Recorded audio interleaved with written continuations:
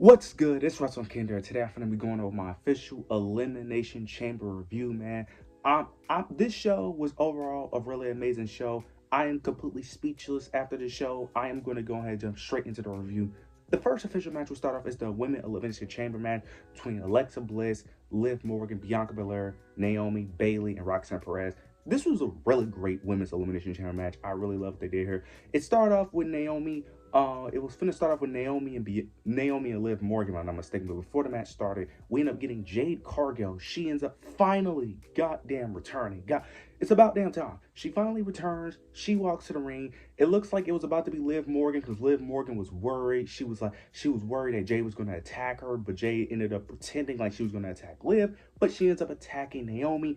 And she's constantly attacking her. She's out there throwing her against the cage, throwing her against pods. This was great. Bianca was going crazy in her chamber because she was locked in the pod. She couldn't, help or anything. She was going crazy because she seen two of her friends fight. Well, really not really a fight, just Naomi getting her ass whooped. But this was great. It was one moment where she ended up slamming the cage door on Naomi, which I thought was great. This is the Jade Cargill we've been missing. Because Jade Cargill works best when she's this aggressive, very violent person who doesn't tolerate anything. When she's like this super lovable baby face, basically trying to be Bianca Belair 2.0, it just doesn't work. This is the Jade Cargill we need, the more ruthless, violent version. Now, technically speaking, she's still a baby face in this situation because she's the one that got attacked. So she's still a babyface, but we need more of a ruthless version of Jade Cargill when she comes back, in my opinion. That's the best version of Jade, in my opinion, when she's more ruthless. I just think it fits well with her character. Because her trying to be this overly nice babyface, for me, just never clicked for me. But this right here is what we need more of. But they ended up saying that Naomi ended up getting eliminated from the chamber match, but the chamber match ended up continue as normal. Bianca was ended up being the next person after being very emotional. So the match played on. I thought she was going to get replaced, but they ended up just playing the match as normal. I think the first person that got eliminated, if I'm not mistaken, was Bayley, if I'm not mistaken, in the match. Yeah. It started off with Bayley, well, outside of Naomi. It started off with Bayley getting eliminated. She ended up getting eliminated because she was throwing Roxanne Perez over the ropes. This set up Liv Morgan to end up hitting her Oblivion, ended up getting her pin. Then ended up being Roxanne Perez getting pinned by Alexa Bliss, which I am very confused by because I don't know if they're telling a story with her and Alexa Bliss because it's the second time where Alexa Bliss keep one-upping Roxanne Perez, which I don't understand why. They did this on SmackDown. They did this here.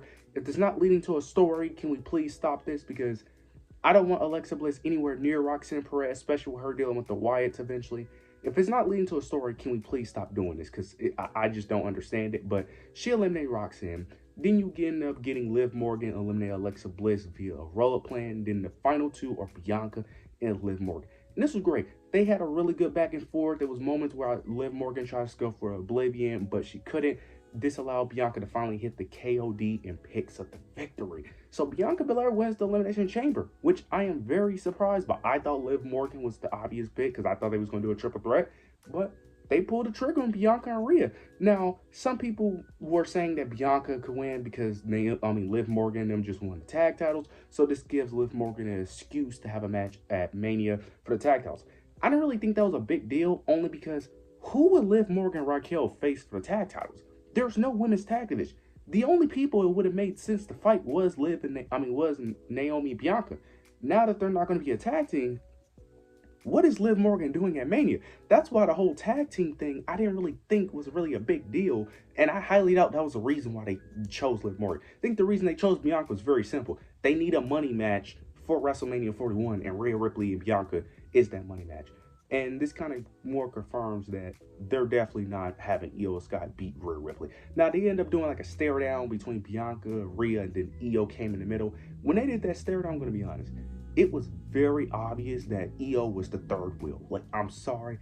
As much as people love Io Sky, Rhea Ripley and Bianca was the clear top two, and then Io was the clear distant third. It was like, why are you here? I understand why they did Io why they put Io there, but it was like, why are you here? Like, you're not, no, do not make this a triple threat. They're not making it a triple threat. They make it a triple threat, I'll be very surprised. It's going to be Rhea and Bianca. You can't screw up that dream match. We've been wanting this dream match for a while. You can't ruin this. So I'm excited to see what that, even though I think it should have had more of a build up, they should have did what they did last year with Becky Lynch and Rhea, had more of a build and tease, but I like Bianca winning. I like what they did here.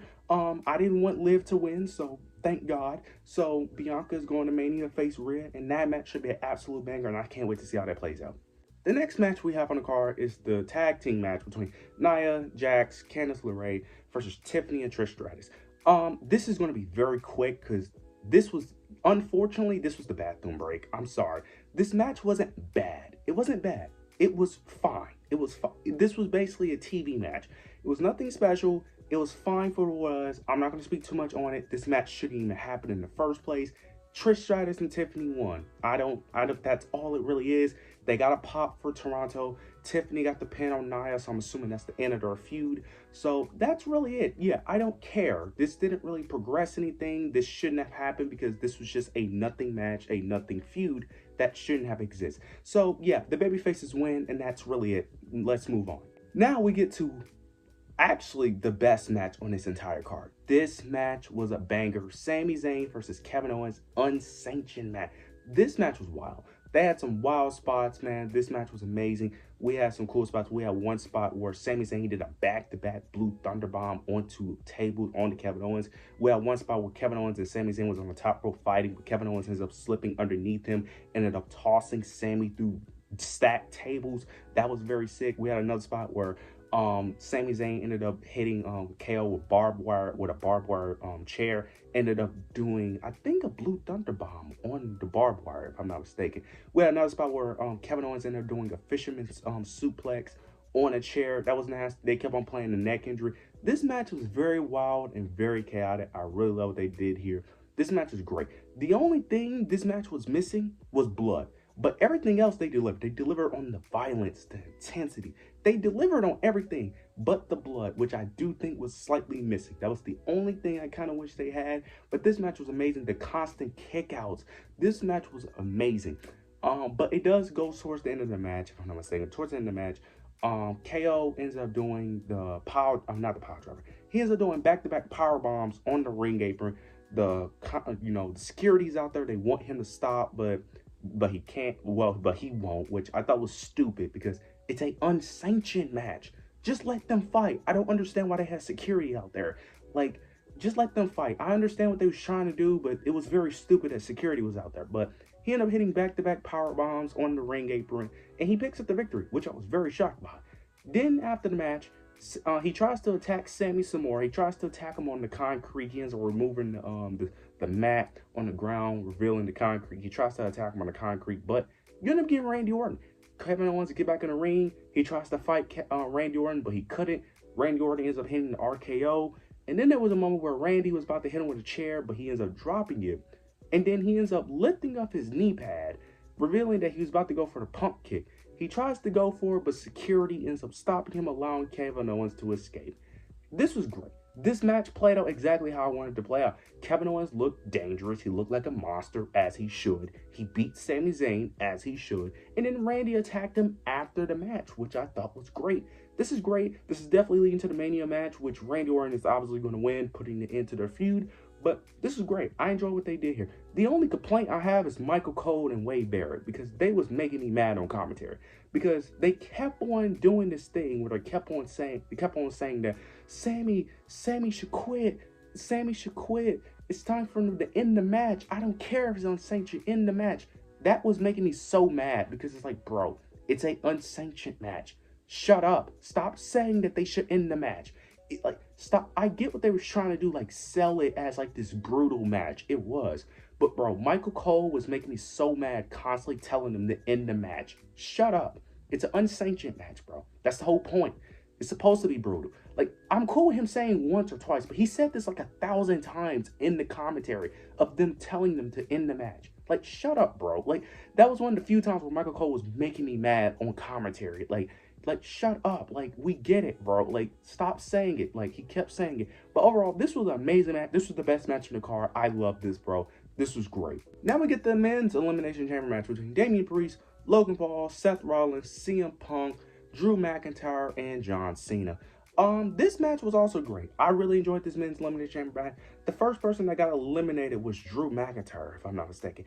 He got eliminated by another roll-up, which is very confusing. This is leading to, because Damian Priest got the roll-up. The reason why Drew got eliminated was because he was too focused on John Cena, because he wanted to eliminate John Cena. This allowed Damian Priest to get the upper hand, and ends up rolling him up. Then eventually Damian Priest was the one that was being the next to get eliminated. I think he got eliminated by Logan Paul, if I'm not mistaken. I forgot exactly how he got eliminated.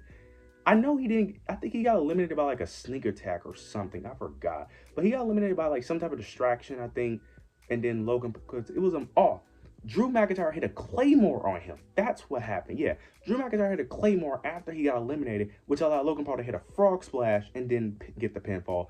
Then Logan Paul got eliminated by CM Punk later in the match.